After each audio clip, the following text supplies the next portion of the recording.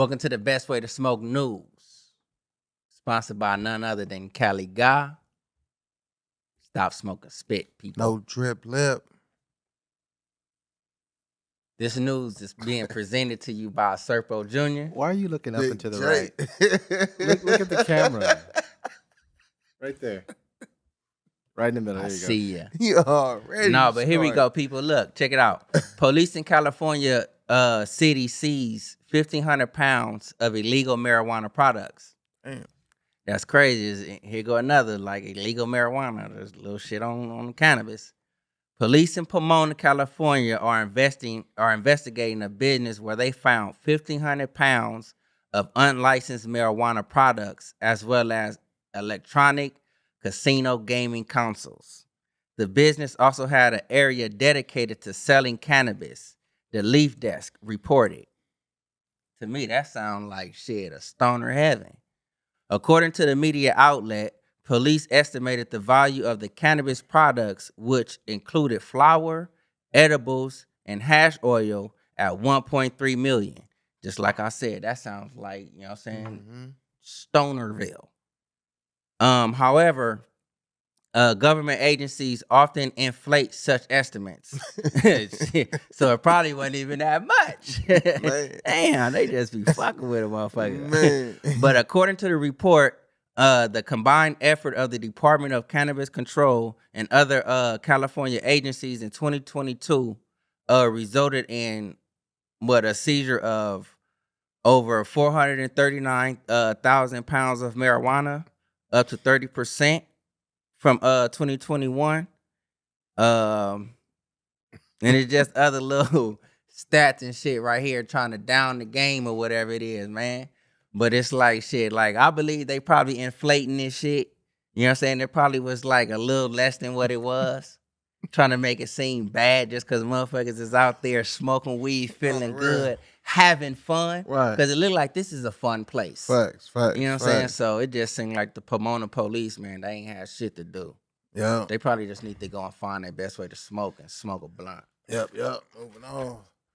Jay-Z's marijuana brand TPCO are targeted in lawsuit. A lawsuit accuses Jay-Z's Monogram marijuana brand of illegally shipping product over state lines and its parent company, TPCO Holding Corp, of gender discrimination and filing enormous financial reports. According to Safegate, the lawsuit was filed for February 16th by a former TPCO vice president, Kathy Clay, a spokesperson for California-based TPCO, which operates as the parent company, told Safegate that the allegation in the lawsuits are false. Jay-Z's Monogram cannabis brand is under the TPCO umbrella, and the rapper, whose given name is Sean Carter, serves as chief visionary officer, according to Safegate. The lawsuit alleges that TPCO executives were aggressively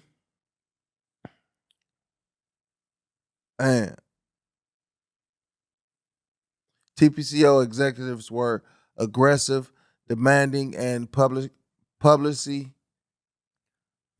Damn. All right. TPCO executives were aggressive, demeaning, and publicly questioned Ms. Clay's ability, and Chief Financial Officer Mike Betzel made many inappropriate comments about women, hiring housewives to perform account payable, people of color, and skill set of employees.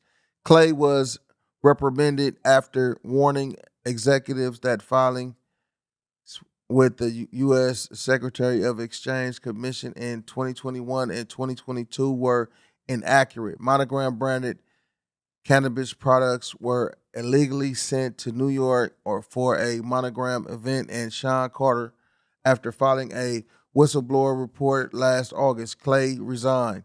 In January, TPCO restructured its business agreement with Monogram. Then last month, TPCO announced it was merging with Gold Floor and will operate a Gold Floor Corp. Ooh, I got through that. But look. It seemed like this old bullshit ass negativity towards Man, marijuana is man, like, it's a lot of that shit though. that bullshit. Man, sleepy on, moving on. Boop. This sounds like some cool shit. Look, DC marijuana expungements bill becomes law following congressional review. That sound cool, don't it? It sound better than like shit, fucking illegal trafficking and Mm-hmm. inaccurate numbers, inflation of numbers and shit. As Washington, D.C. bill to automatically expunge certain marijuana possession records took effect last week following a congressional review.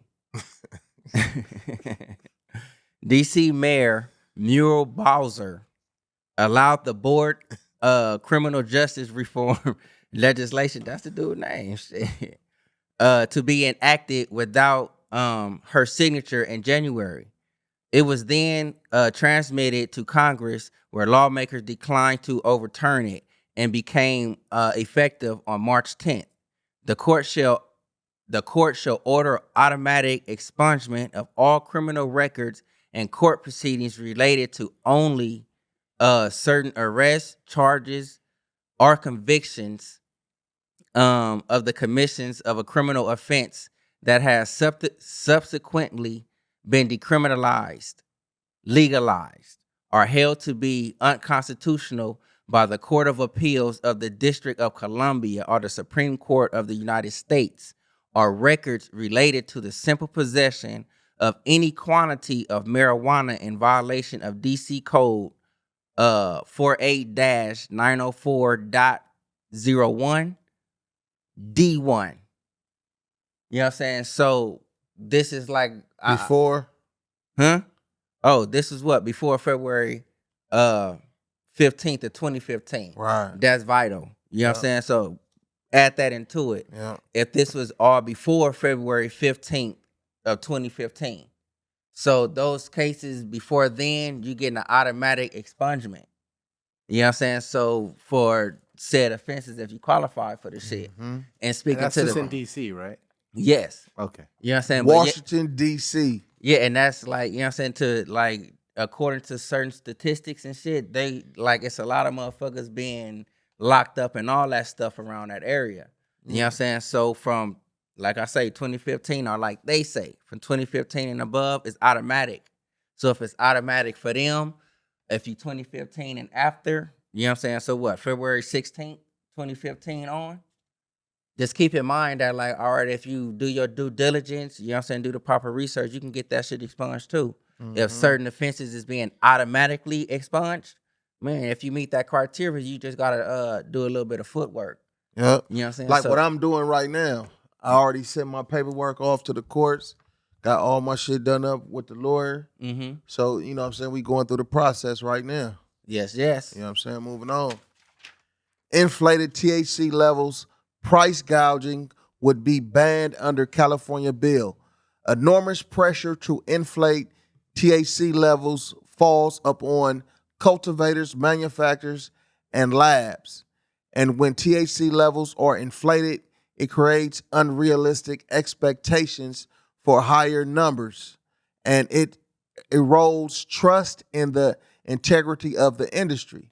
One California lawmaker has a solution. On March 15th, Assembly member Reggie Jones Sawyer, Democrat of Los Angeles, introduced Assembly Bill 1610, which he calls the Weed Out the Weed bill, to create greater transparency in cannabis testing and help.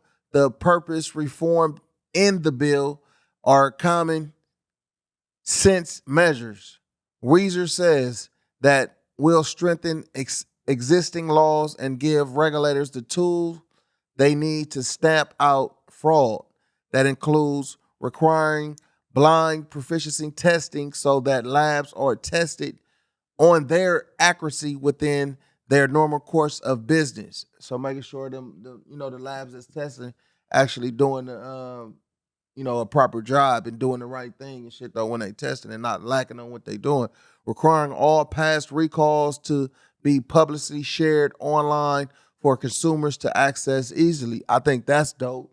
You know what I'm saying? So you can see what companies are really doing, you know what I'm saying, the right things, you know what I'm saying, with their product and shit though.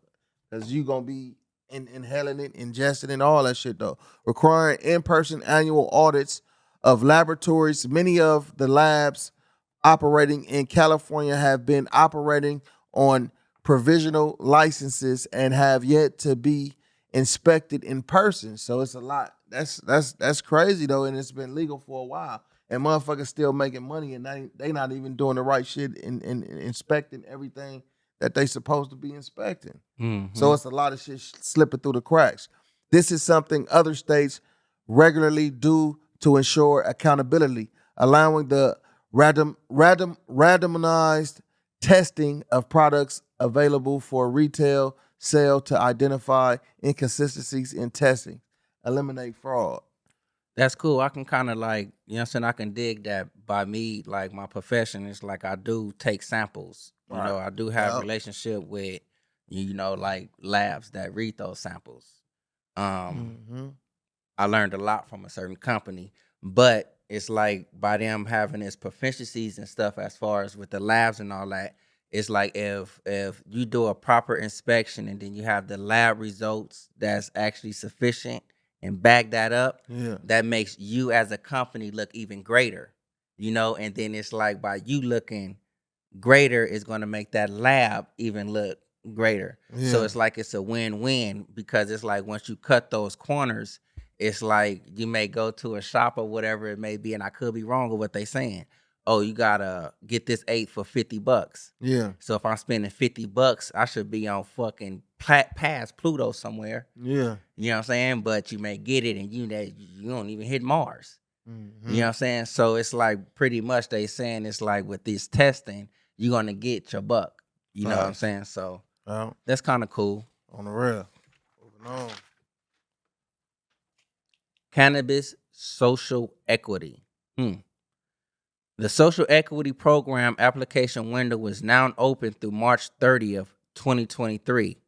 Applicants are encouraged to review the resources below to best prepare to apply. Learn more about steps you can take to prepare to apply with our applicant checklist. Applying for social equity programs through business licensing services via the Department of Revenue here. After the license application window closes, applicants will receive an invitation to a portal from Ponder Diversity Group to submit a social equity application. This application will verify applicants' information and ask for supplemental documentation. You will not be able to make changes after you submit either of these applications. See the applicant checklist for more information. And this is, I believe, it's off the Cannabis Social Equity website. You can go in Does there. it say what it is? It sounds like you were just reading the instructions to fill the form out. Yes, that's why I'm referring you to the social equity program website. Got it, Because it's like the information we have here. I'm just It's like basically how to apply. yes, you know what I'm saying. So this is the, the information and the bullet points that they got. Right. You know what I'm saying. So you get to the website, you get that shit. You got the 2023, but like this is another little thing about it though. The background of the social equity program. This is probably something that's important. Yep. The 2012 ballot measure initiative 502, which legalized recreational use of cannabis by adults, did not include provisions or create programs to acknowledge the disproportionate harms the enforcement of cannabis laws had on certain populations and communities. Facts. The LCB recognizes that cannabis prohibition laws were disproportionately enforced for decades and that the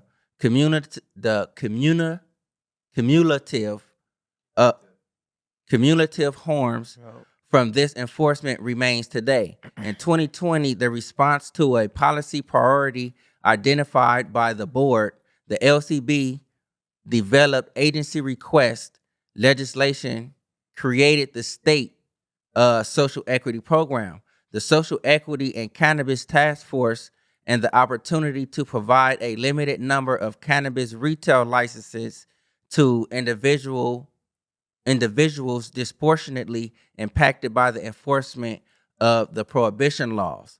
So pretty much this shit right here, this is for like the shop owners, distributors, however you want to say the shit. Distributors. You know what I'm saying? So Shooters. yeah. But it's like, you know what I'm saying, they've been having certain problems or whatever it may be. And it's like, I'm guessing with the social equity program, it's lending you information and an extra like hand of help for you to get on the right track, you know, within your business. This is just what I'm taking up out of it. I could be For wrong. people that, it's for people that has been affected. Yeah. You know what I'm saying? In a negative way by weed, by cannabis and shit like that, though, giving them the opportunity to get into the cannabis industry if that's something that they want to do. Yeah. That's basically what it is in so many words. And So- this is just a brief description of how you can do that if that's what you want to do. You know what I'm saying? To take the steps to, you know, fill out this paperwork or that. But you can go to the Cannabis Social Equity website, you know, just add a .com at the end of that, and I'm pretty sure you'll find it. Yeah. And it's like, you know what I'm saying? It's a program to help. Facts. If you're looking for that shit. So if you want the help, it's there for you. If you got the What shit, you got to do to get it? go to the website. Man, that's it. That's all, man. That's the weekly news with Serpo Jr. Big J. Baby. Hey. Bruh.